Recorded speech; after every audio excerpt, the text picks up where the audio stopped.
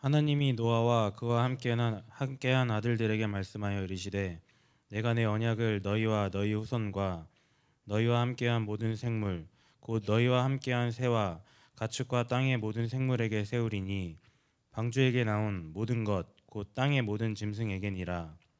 내가 너희와 언약을 세우리니 다시는 모든 생물을 홍수로 멸하지 아니할 것이라. 땅을 멸할 홍수가 다시 있지 아니하리라. 하나님이 이르시되 내가 나와 너희와 및 너희와 함께하는 모든 생물 사이에 대대로 영원히 세우는 언약의 증거는 이것이니라. 내가 내 무지개를 구름 속에 두었나니 이것이 나와 세상 사이의 언약의 증거니라. 내가 구름으로 땅을 덮을 때에 무지개가 구름 속에 나타나면 내가 나와 너희와 및 육체를 가진 모든 생물 사이에 내 언약을 기억하리니 다시는 물이 모든 육체를 멸하는 홍수가 되지 아니할지라. 무지개가 구름 사이에 있으리니 내가 보고 나 하나님과 모든 육체를 가진 땅의 모든 생물 사이에 영원한 언약을 기억하리라. 하나님이 노아에게 또 이르시되 내가 나와 땅에 있는 모든 생물 사이에 세운 언약의 증거가 이것이라 하셨더라. 아멘. 그때 예수께서 갈릴리 나사렛으로부터 와서 요단강에서 요한에게 세례를 받으시고 곧 물에서 올라오실새 하늘이 갈라짐과 성령이 비둘기 같이 자기에게 내려오심을 보시더니 하늘로부터 소리가 나기를 너는 내 사랑하는 아들이라 내가 너를 기뻐하노라 하시니라. 성령이 곧 예수를 광야로 몰아내신지라. 광야에서 40일을 계시면서 사탄에게 시험을 받으시며 들짐승과 함께 계시니 천사들이 수종들더라. 요한이 잡힌 후 예수께서 갈릴리에 오셔서 하나님의 복음을 전파하여 이르시되 때가 찼고 하나님의 나라가 가까이 왔으니 회개하고 복음을 믿으라 하시더라. 아멘. 하나님께서 우리에게 주신 말씀입니다. 네, 오늘은 창세기 9장의 말씀과 마가복음 1장 말씀을 통해서 죽음을 향한 삶이라는 제목으로 말씀의 은혜를 나누고자 합니다. 오늘 사순절 첫 번째 주일을 맞이했습니다. 사순절은 기간이 40일이기 때문에 사순절입니다. 부활주일을 앞두고 주일을 제외한 40일 기간 동안을 우리가 더욱더 주님의 말씀을 묵상하고 또 주님의 공생애를 기억하며 무엇보다도 고난 후에 있을 부활의 영광을 소망하는 날로 기간을 정하는 것이 이 사순절이지요.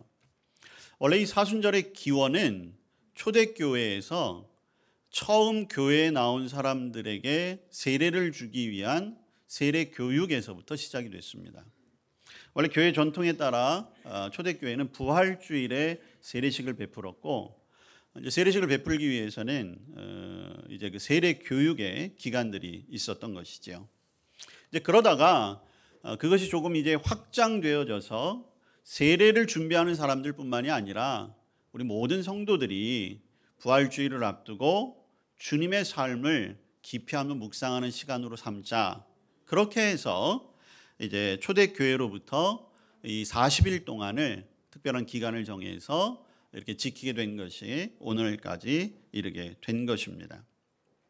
그래서 이 사순절 기간 동안에는 우리가 특별히 예수님의 공생애를 더 깊이 한번 들여다보고 묵상하고, 그리고 예수님께서 십자가를 지시고 죽으시고 부활하신 그 은혜와 뜻과 의미를 다시 한번 우리의 마음에 잘 새겨야 할 것입니다.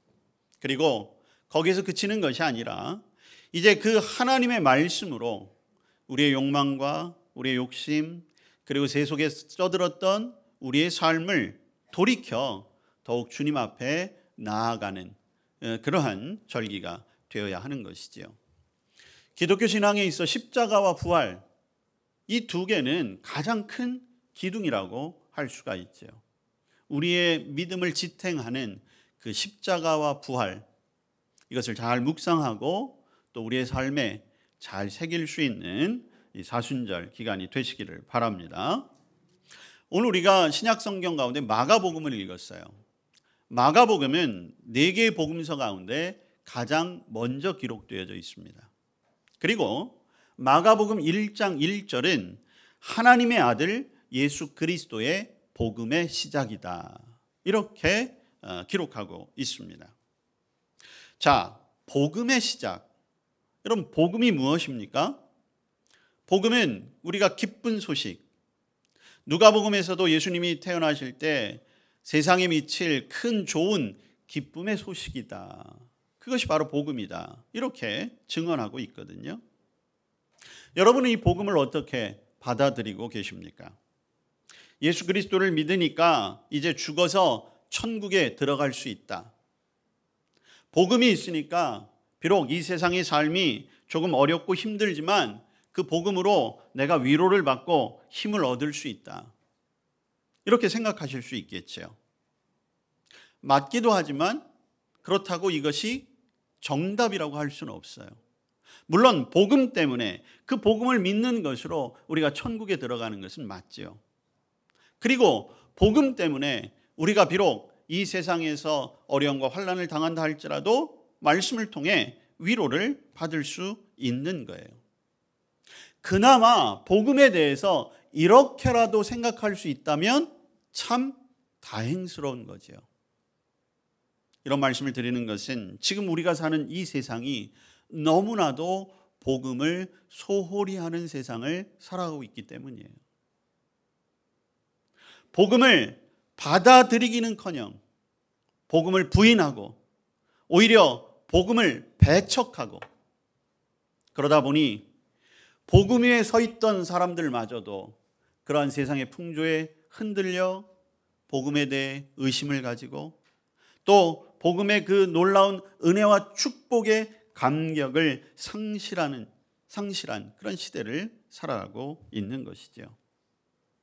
사순절 첫 번째 주일을 맞이하며 오늘 마가복음의 증언과 같이 저와 여러분 하나님의 아들 예수 그리스도의 그 복음의 의미를 다시 한번 우리의 마음에 새길 수 있기를 축복합니다.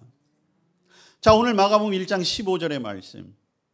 이르시되 때가 찼고 하나님 나라가 가까이 왔으니 회개하고 복음을 믿으라. 예수님의 첫 번째 설교예요. 예수님께서도 분명히 복음을 믿으라 말씀하셨어요. 여러분, 오늘 이 1장 15절의 말씀은 굉장히 중요한 말씀이에요. 성경에서 가장 중요한 단어 4가지가 여기에 나와요. 첫째는 때, 두 번째는 하나님의 나라, 세 번째는 회개, 네 번째는 복음이라고 하는 것입니다. 때가 찼고, 여러분 때라고 하는 것은 시간을 말하는 거잖아요. 근데 여러분 시간은 두 가지예요. 그냥 흘러가는 시간이 있습니다. 하루가 24시간, 0시부터 24시까지 흘러가는 시간이 있어요. 그런데 그 시간 가운데 각자에게는 의미가 있는 시간이 있어요. 1년 365일 가운데 여러분들에게도 의미 있는 시간들이 있잖아요. 뭐 생일이라든지 기념일이라든지. 그때는 그저 흘러가는 시간이 아니라 중요한 때, 순간. 여러분, 예수님께서 때가 찼다라고 하는 것은 시간의 흐름 속에 우리가 살아가는 것이 아니라 이제 하나님의 뜻을 맞닥뜨릴 그 시간이 되었다는 거예요. 하나님의 시간이 예비되어졌다. 근데 그때가 어떤 때입니까? 하나님의 나라가 가까이 온 때가 되었다는 거예요. 여러분, 하나님의 나라가 가까이 왔다. 자, 이것은 거리상으로 가까이 왔다라고 하는 의미도 되지만 임박했다라는 의미도 됩니다.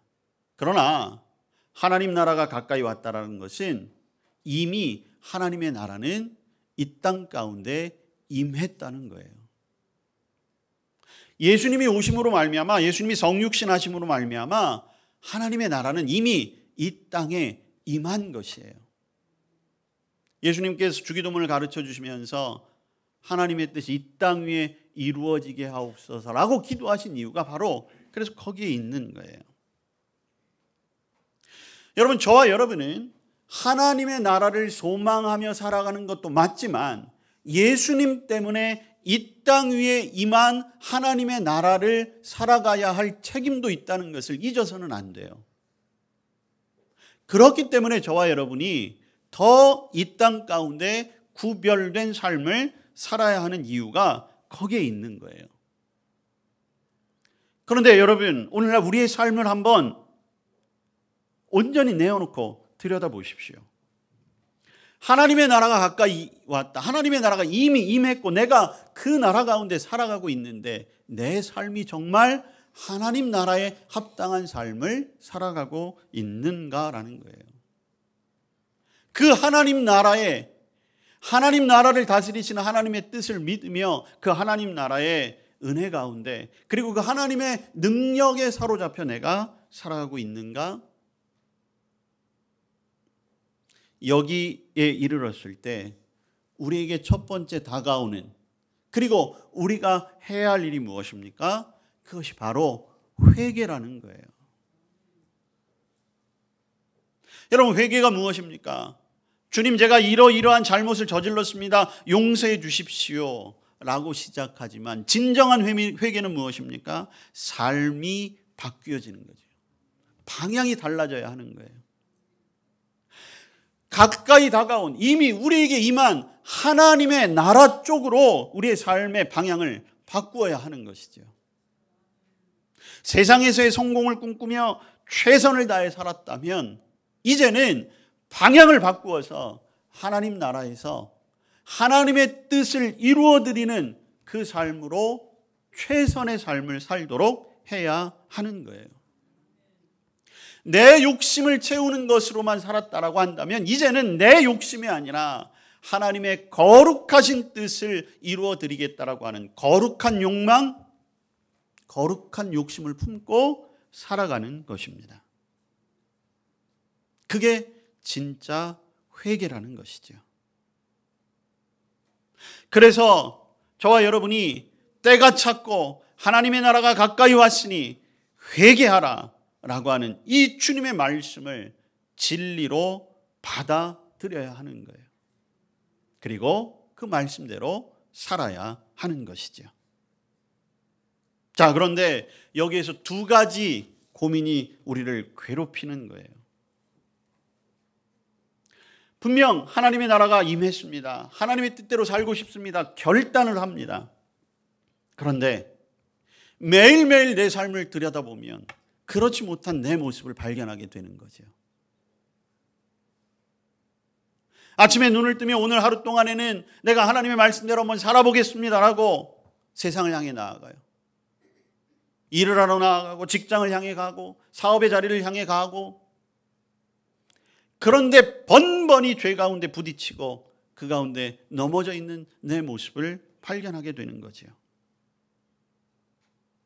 하루를 지내다 보니 세상 사람들과 내 모습이 구별됨이 없어요. 아니, 오히려 그들보다도 더 세속적으로 살아가는 나의 모습을 발견하게 되는 것이죠. 그러면 어떻게 돼요? 내 한계는 여기까지인가? 내가 아무리 믿음으로 살겠습니다 고백한들 무슨 소용이 있어? 오늘 하루도 이렇게 제대로 살아나지 못하는데 끊임없이 자책하고 힘들어하고 어려워하는, 그래서 실제로 그것 때문에 주님 앞에 나오는 것이 너무나 어려운 분들이 있어요. 그러다 보면 어떻게 됩니까? 두 번째 현상이 나타나는 거예요. 그래, 어쩔 수 없는 것 아니겠어? 하나님의 나라가 임했다는 거 나도 믿어. 그러나 여전히 내 발은 이 땅을 두 발을 딛고 살아가는데 이 세상을 부인할 수는 없잖아. 이 세상의 흐름 속에서 완전히 벗어날 수는 없는 것 아니야? 이 정도는 하나님도 이해해 주셔야 되는 거 아니야? 그러면서 스스로 합리화하는 것이죠. 적당한 선에서 믿음의 길을 걸어가는 거예요. 근데 이것도 마음이 불편해요. 이러할 때 이 모든 죄책감과 우리의 마음의 불편함과 우리의 어려움과 우유부단함을 극복할 수 있게 하는 것이 무엇이겠습니까? 바로 오늘 15절에 나온 마지막 단어, 역시 복음으로 돌아가는 것밖에는 없다는 거예요. 복음, 예수 그리스도. 그래서 이 사순절 우리가 그 복음이신 예수 그리스도를 기억하고 그 예수 그리스도의 삶을 돌아보며 그리고 그 삶 가운데 내 삶을 적용하고 투영하는 훈련과 그 반복이 필요한 것입니다.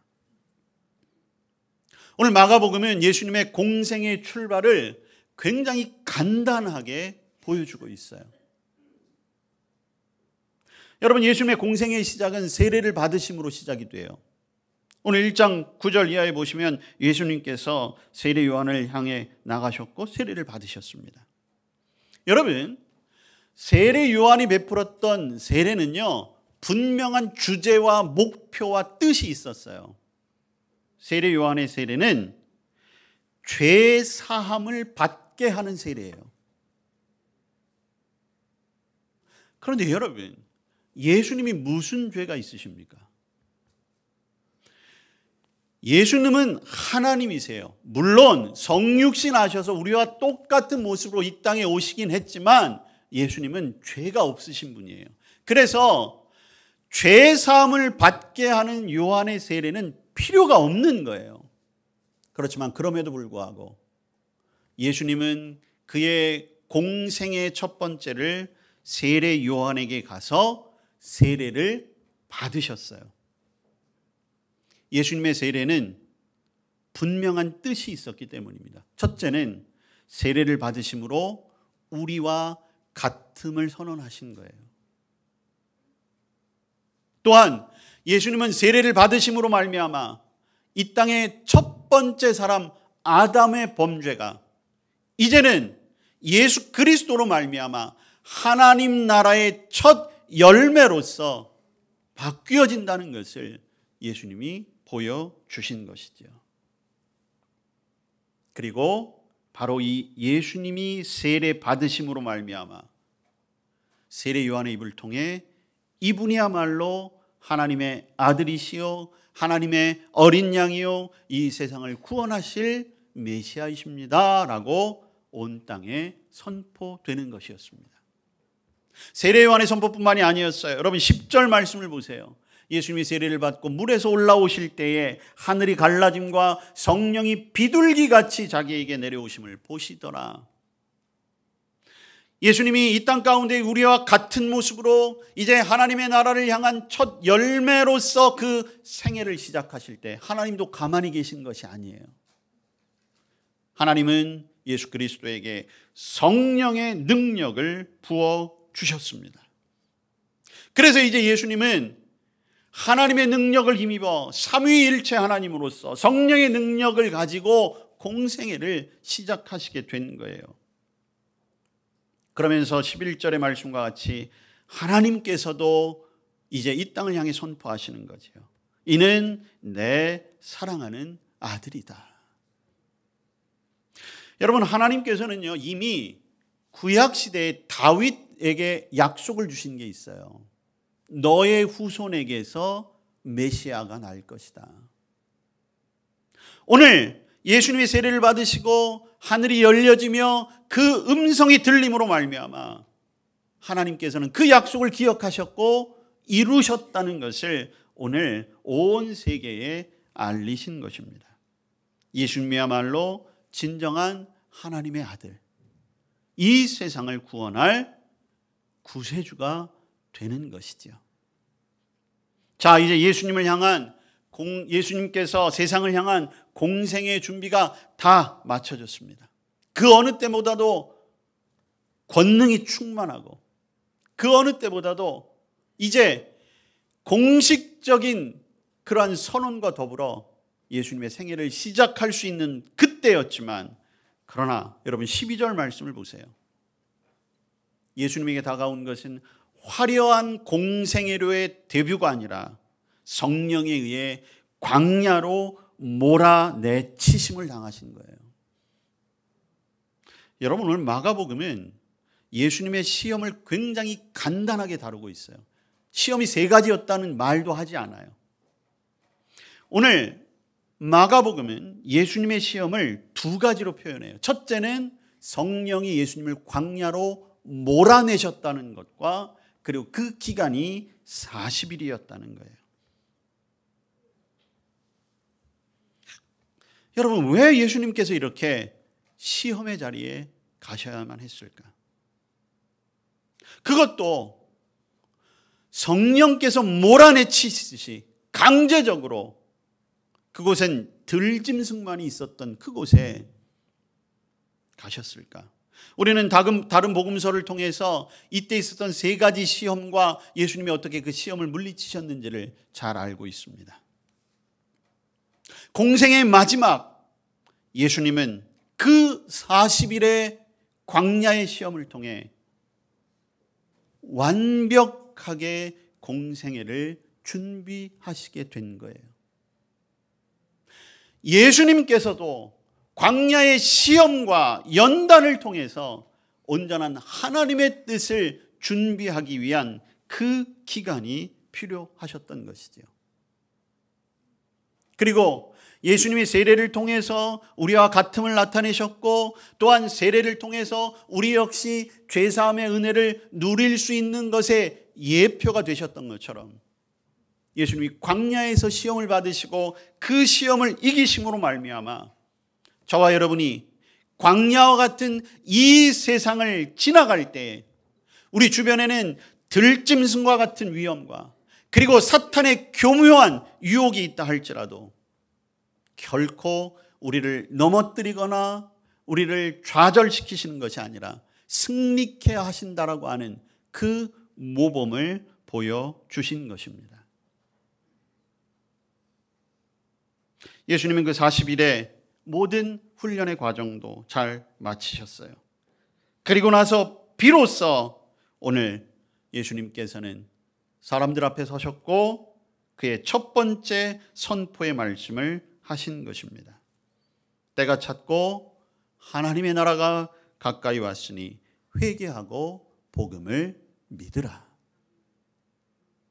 이제 예수님은 모든 준비를 마치셨고 그리고 이제 이 세상을 향한 사역을 시작하셨어요.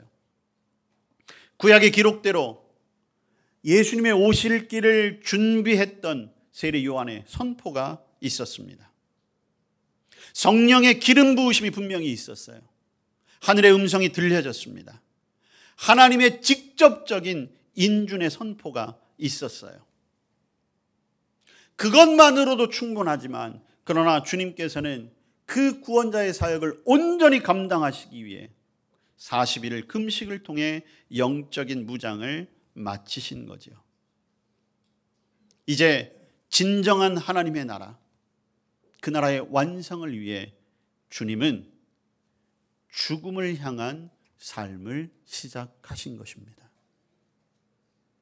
여러분, 이 세상에 태어나는 사람의 수십억 명, 수백억 명의 사람들이 이 세상에 오고 갔지만 단 한 사람도 죽음이 목적이었던 사람이 있었을까요?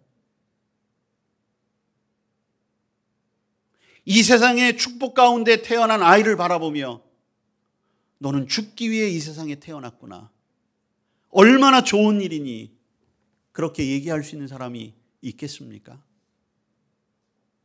그러나 예수님만큼은 죽음을 위해 이 땅에 오신 분이십니다. 오직 죽음을 통해 많은 사람들에게 생명을 주시기 위해 예수님은 세례를 받으셨고 성령의 능력을 덧입으셨으며 광야의 시험까지도 감당하셨어요. 그리고 이제 부름받고 세움받은 그리스도로서 세상의 모든 비난과 조롱과 그리고 십자가의 그 참혹한 고통과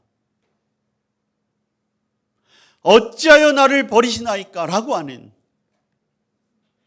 그런 원망 섞인 호소도 있었지만, 그러나 결국 주님 뜻대로 하나님의 원대로 하시옵소서, 내 생명을 하나님께 드립니다 라고 하는 온전한 순종을 통해 주님은 그 뜻을 이루신 것이죠. 죽음을 통해 생명을 주시고자 했던 것, 그것은 바로 하나님의 계획이셨던 거예요. 여러분, 우리가 조금만 생각해 보면 참 아이러니하지 않아요? 하나님은 이 세상에 생명을 창조하신 분이에요. 그런데 자신이 가장 사랑하는 아들 독생자 예수 그리스도, 그의 생명을 자신의 손으로 끊어내시며 모든 사람들, 저와 여러분을 살리시고자 했던 그 하나님의 계획, 그리고 그 뜻을 알면서도 죽음의 자리에 결단코 거부하지 아니하시고 순종하셨던 그 주님의 순종과 우리를 향한 그 사랑, 이 사순절 우리는 그 은혜를 되새겨야 하는 것입니다. 오늘 우리가 창세기 9장의 말씀을 읽었어요. 창세기 9장의 말씀은 우리가 잘 아는 노아의 홍수의 이야기가 기록되어 있습니다. 인류를 향하신 하나님의 심판이었죠.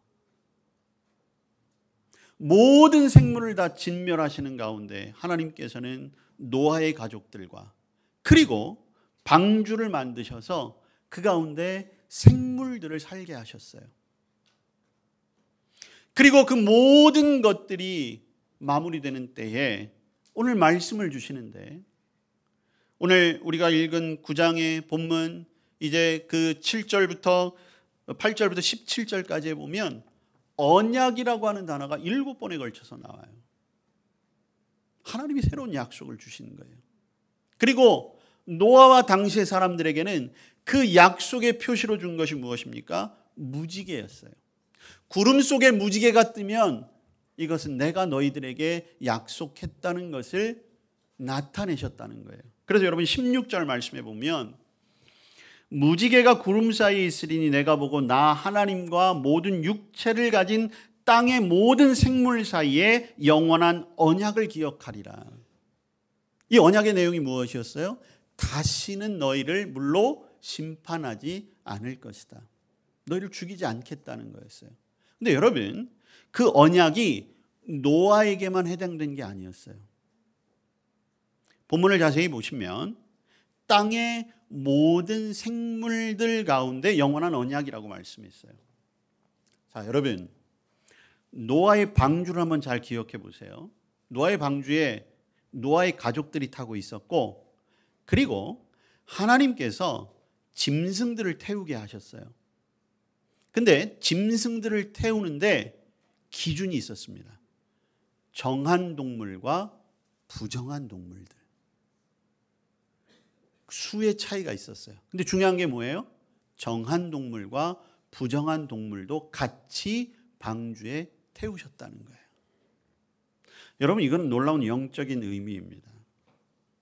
그리고 오늘 하나님은 그 무지개의 언약을 노아의 가족과 정한 생물들뿐만이 아니라 모든 생물들에게도 동일하게 주셨다는 거예요. 여러분, 그 약속이 어떤 의미인지 아십니까? 요한복음 3장 16절의 말씀이에요. 하나님이 세상을 이처럼 사랑하사. 하나님은 믿는 자를 사랑하신 것이 아니에요. 하나님은 세례받은 자를 사랑하신 것이 아니에요. 하나님은 세상을 사랑하셨어요. 모든 사람들을 사랑하셨어요. 그래서 죽으셨어요. 무지개가 이제는 다시는 너희를 멸하지 않겠다라고 하는 모든 생물들 가운데 언약의 표징이었다면, 이제 저와 여러분에게 있어 십자가야말로 우리를 살리시겠다고 하는 주님의 언약의 표징이 된 줄로 믿습니다. 이 사순절, 그래서 저와 여러분은 더욱 십자가를 바라보며 주님의 죽음을 묵상해야 하는 것입니다. 우리가 어떻게 그 길을 같이 걸어갈까요? 오늘 우리에게 필요한 것이 무엇이겠습니까? 우리 십자가 앞에 저와 여러분 역시 다시 한번 회개하며 속죄를 구해야 하는 것입니다. 이제까지 부족했던 우리의 모습들, 조금 나태했던 나의 모습들, 게을렀던 우리의 영적인 삶의 자리들을 다시 힘을 내고, 여러분, 회개라는 게 돌이키는 거라고 말씀드렸잖아요. 우리의 시선과 우리의 삶의 방향을 주님께로 돌려야 하는 것입니다. 예수님께서 광야에서 사탄의 세 가지 시험을 하나님의 말씀으로 이겨내셨던 것처럼 저와 여러분도 이 사순절 말씀으로 주님 앞에 더 가까이 나아가야 할 것입니다. 기도의 시간을 통해 하나님의 뜻을 묻고 하나님의 음성을 들어야 하는 것이지요. 그것이 우리가 해야 할 일입니다. 또한 이 사순절 기간 우리에게 가장 어울리는 삶의 자리는 절제의 자리입니다. 여러분, 우리는 하나님의 나라를 소망하며 그 땅 가운데 살겠지만 우리의 삶의 과정 역시 가장 아름다운 모습을 가지고 그 나라에 가야 하지 않겠습니까? 여러분, 절제라는 것 사전적인 의미로 보니까 알맞게 조절하는 것이래요. 도덕적이고 윤리적인 뜻에서 보면 절제라고 하는 것은 방종하지 않도록 자신의 감정을 이성으로 통제하는 것, 이렇게 표현하고 있어요. 자, 그러면 신앙적으로 절제라는 건 무엇이겠습니까? 신앙적인 절제의 기준은 하나님을 두려워하는 것에 있습니다. 하나님 앞에 두려운 마음으로 설 때에 여러분, 우리는 스스로를 정결하게 하고 돌아보게 되는 거예요.